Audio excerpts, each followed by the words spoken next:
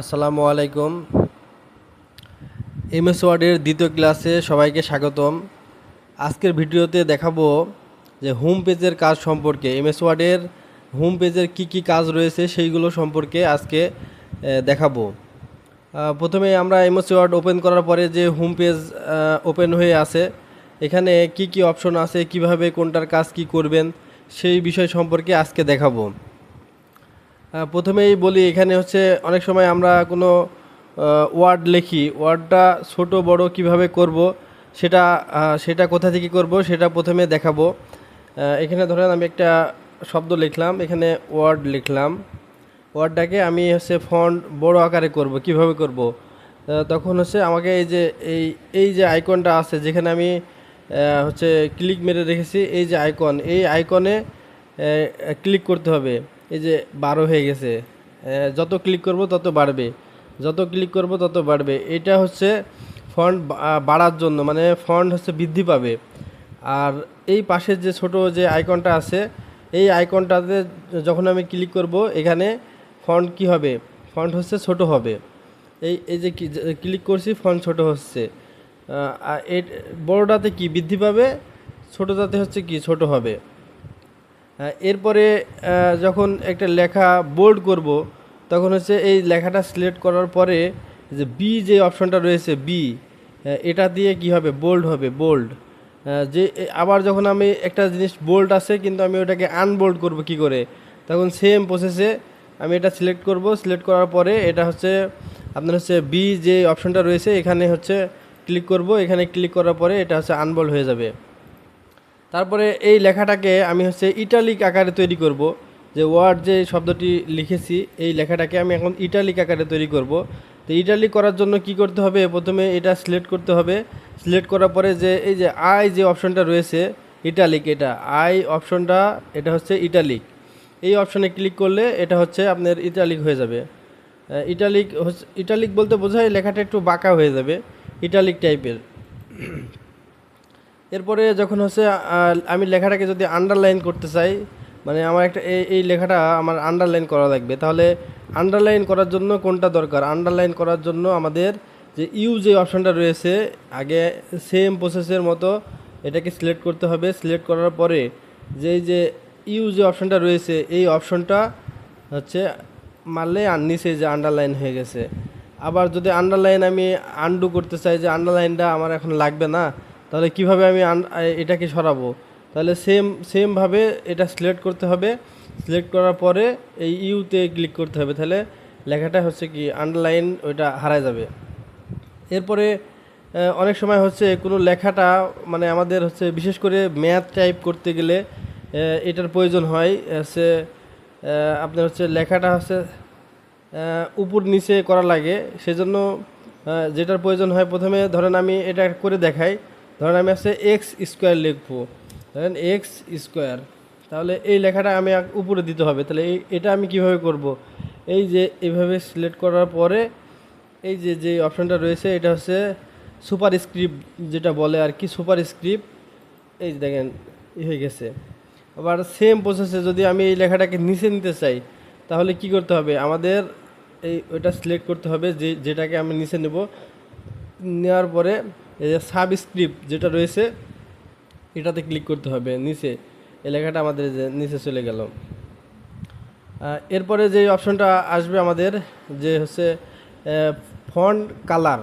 Font colour কীভাবে করব, font colour করতে হলে আমাদের হচ্ছে এই যে ওয়ার্ডটা আছে, এই ওয়ার্ডটাকে সিলেক্ট করতে হবে। সিলেক্ট করার পরে যে এই যে আইকনটা রয়েছে, এখানে দেখেন ফন্ট কালার, এভরিথিং, যে কোনো কালার দিতে পারবো, ব্ল্যাক, রেড, তারপরে নেভি ব্লু, এভরিথিং, যেই কালারে আমি ক্লিক করব সেই কালারই এখানে শো করবে।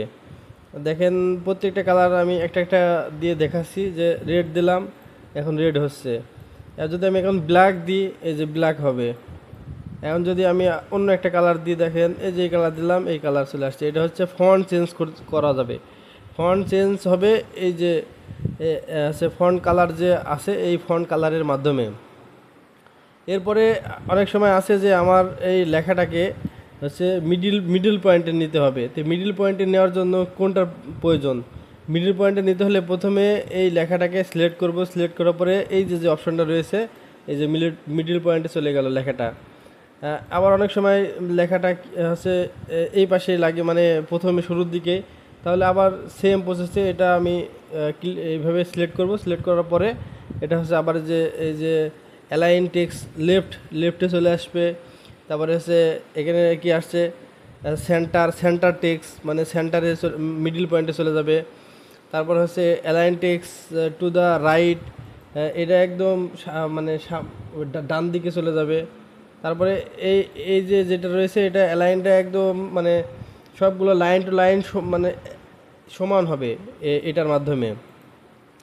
এরপরে যে অপশনগুলো রয়েছে তার মধ্যে বিশেষ করে যেটা প্রয়োজন হয় অনেক সময় হাইলাইটার।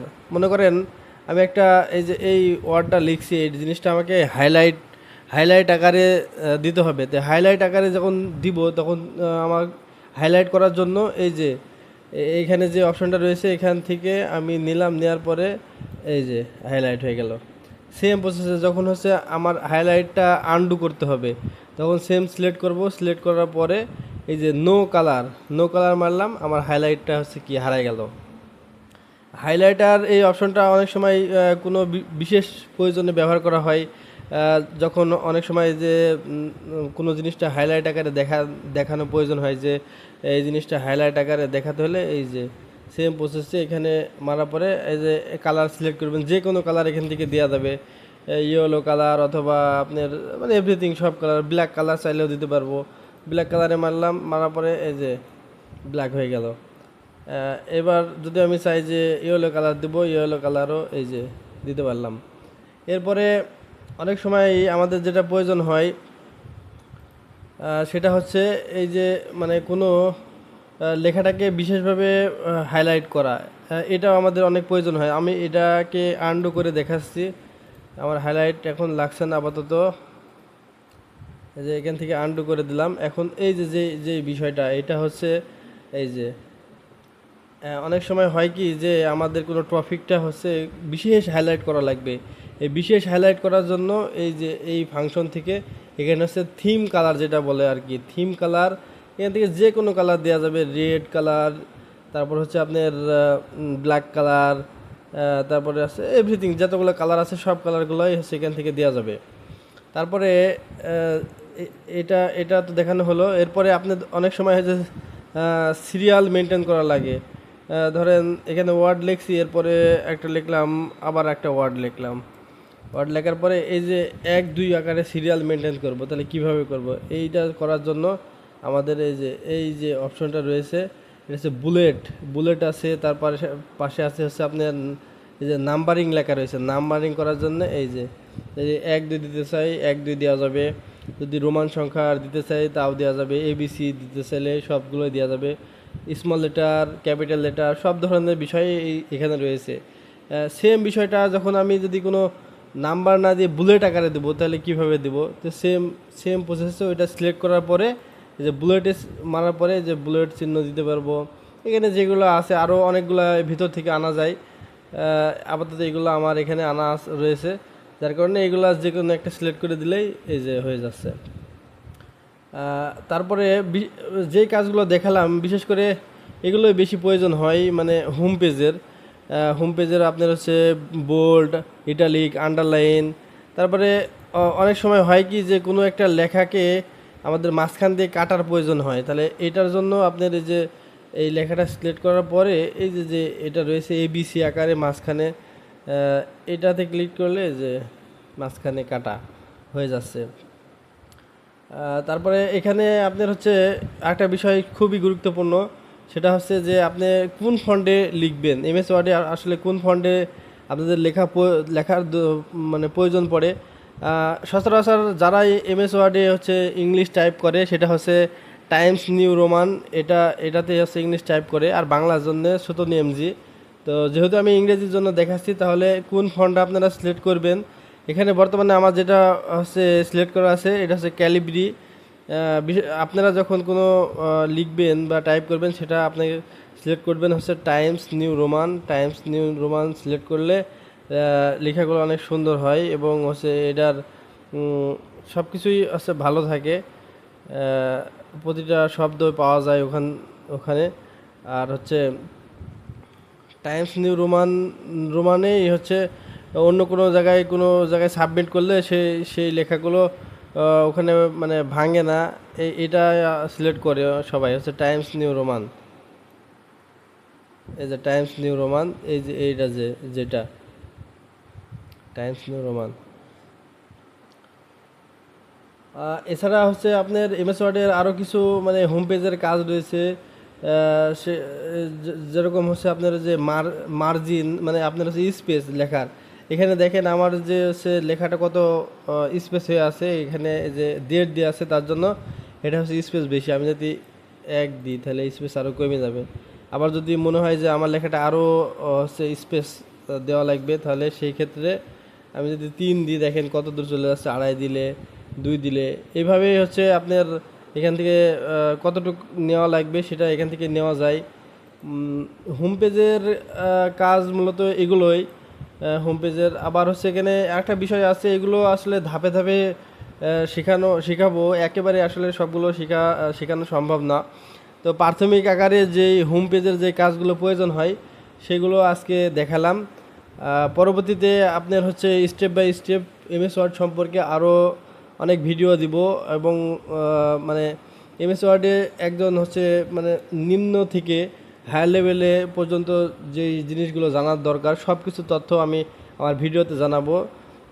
তারপরেও আপনাদের কাছে বলছি, যারা হচ্ছে কোনো বিষয় সম্পর্কে এমএস ওয়ার্ডের কোনো বিষয় সম্পর্কে যদি জানার দরকার হয়ে থাকে, তাহলে আপনি আমাকে হচ্ছে কমেন্টের মাধ্যমে জানাবেন।